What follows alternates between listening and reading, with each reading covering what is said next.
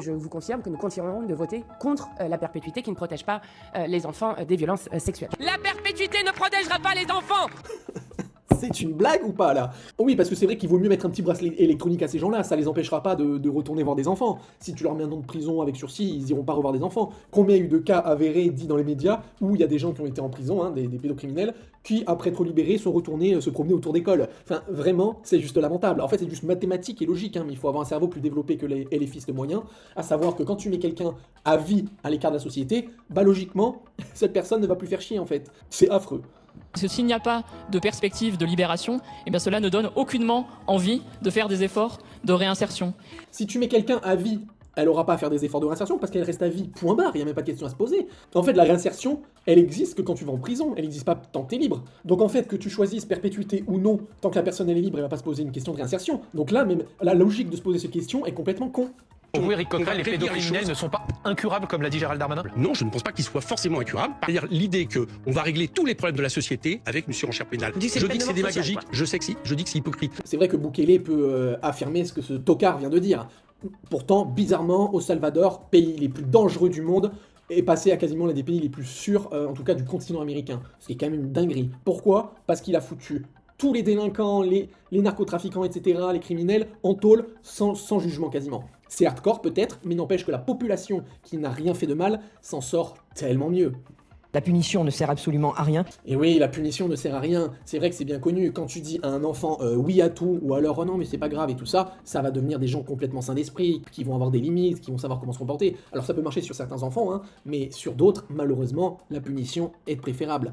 Et pour des gens qui sont des rebuts de la société, hein, des cassos, des criminels, des voyous et tout ça, c'est vrai que ne pas les punir, ça va les inciter. La preuve, hein, quand on voit les dingueries qui se permettent en France parce qu'ils savent que la police ne fait rien et la justice non plus, on voit que ne pas les punir, ça arrange vachement les choses. La question, c'est pas la question de la perpétuité, et c'est pas augmenter les peines qui va faire qu'il va y avoir moins de viols. Alors si, ma petite inculte, je vais t'apprendre quelque chose de basique. En fait, quand t'as un criminel qui prend pas beaucoup de peine, qui retourne dans la société, s'il a peut-être une chance de se réinsérer dans la société, ce qui est très faible, bah généralement, il va continuer dans ce qu'il faisait avant, c'est-à-dire le délit et le crime.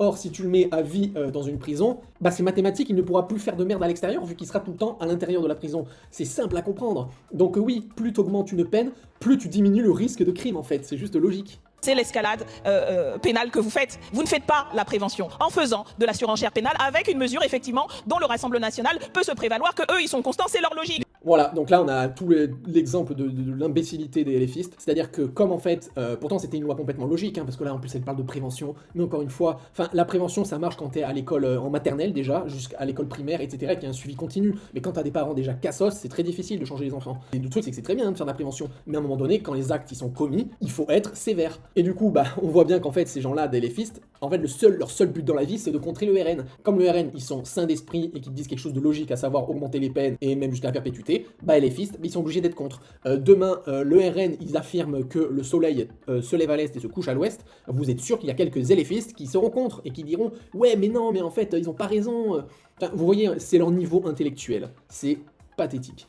Et je voudrais finir sur cette phrase de Coquerel qui est absolument abominable, qui dit donc les violeurs de bébés ne sont pas forcément incurables, quelqu'un qui viole un bébé, on va peut-être comprendre qu'à un moment donné, la problématique est telle que s'il le fait, c'est pas le fait qu'il risque la perpétuité qui va l'empêcher de le faire. Alors déjà, c'est en partie faux parce que ça dissuade.